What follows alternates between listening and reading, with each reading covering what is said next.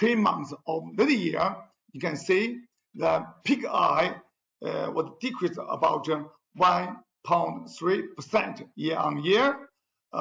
In the first 10 months, Chinese pig eye reached about 734 million tons, but at the same time, China iron ore production reached about 820 million tons, increased about 11.5% year-on-year.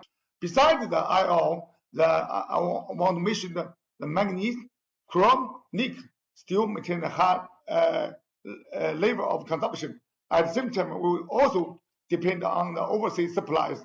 At the same time, we also need the coking coal for some dependent on the overseas supplies. Here we show the iron ore demand derived from the DRI production numbers. Demand reaches 53 million tons in 2025.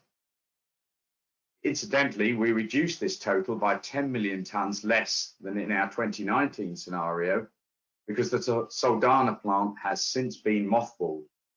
We've assumed lower numbers for the US plants, less aggressive ramp-up schedules for new projects. However, in the space of some 10 months, 5 new plants have been announced by ArcelorMittal, which raises production by a further 9 million tons DRI by 2030. The total merchant DRI grade iron ore demand climbs to some 80 million tons. So between 2019 and 2025 in our scenario, there's an incremental demand of 10.4 million tons. Between 2025 and 2030, 27.8 million tons. Together, a 38.2 million tons iron ore gap to be bridged between 2019 and 2030.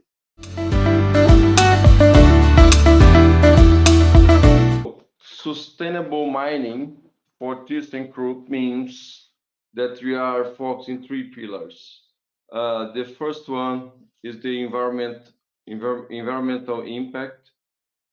Economical impact will be the second one, and social impact the third one. So those 3 pillars are the ones that we are working together with our clients and our customers in a way that we can work in a safer conditions.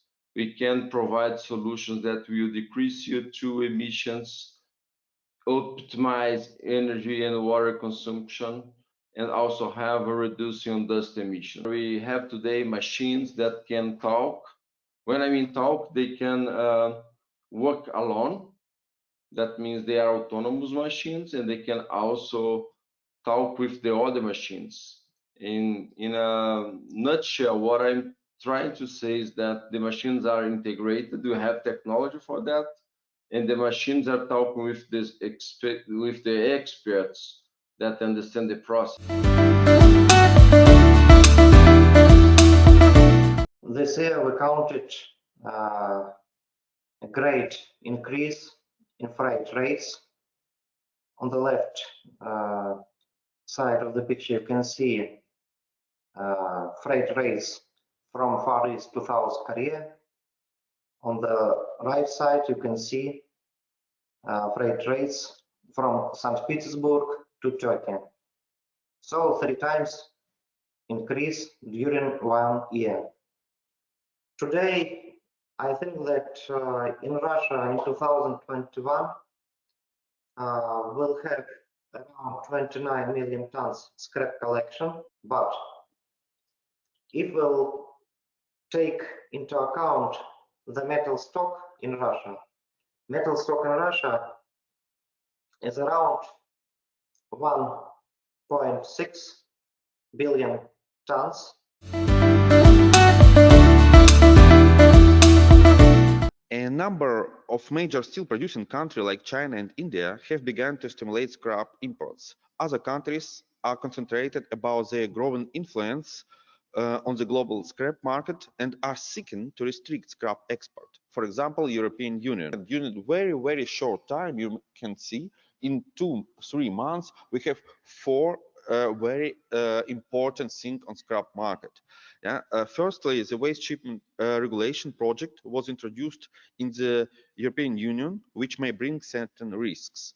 Secondly, for the third time in a year, the export duty has been increased in Russia. At the same time, Eurasian Economic Union have made a plan for the provision of raw materials.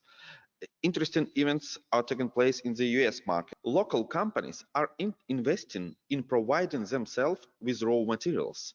Obviously, local companies see this as a protection against risk or possibility of rising the margin. At the same time, steel makers overpay for assets in the scrap market. The multiplier to EBITDA of these deals reach 7.0. For comparison, the multipliers of steel producers is 5.0 only.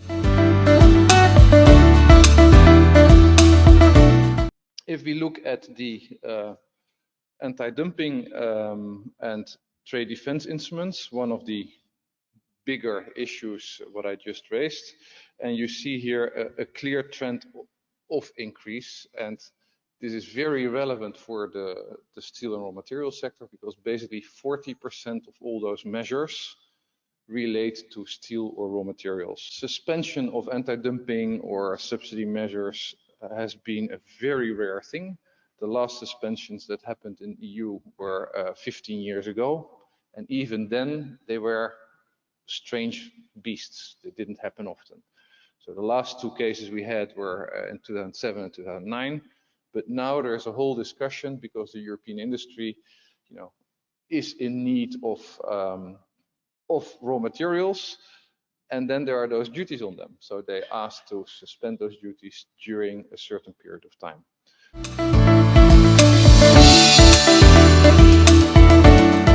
Ferroalloys are becoming more and more a strategic material because they are, at the end of the day, difficult to get or insufficient to get. And if you don't have them, you're depending on imports. So you see that silicon metal, for instance, has become on the critical raw material list of the EU. So that means that they want to stimulate production and imports. And now the challenge is to give this nomination on this list, to give that hand and feet, to make sure that then actually there will be a program to stimulate imports from silicon metal. I think there's a lot of varying opinion, to be perfectly honest, on how short the market is with respect to the DRI pellet supply. I think our assessment at this stage is it is in a fine balance.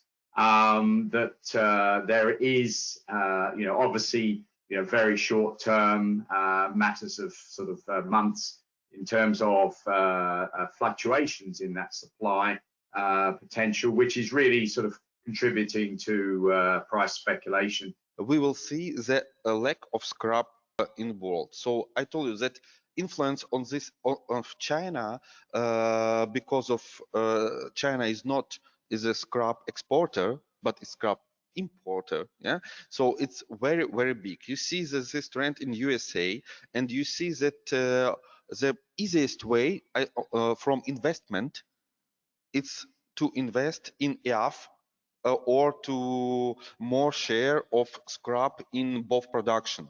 It's the easiest way to produce green steel, to supply green steel production.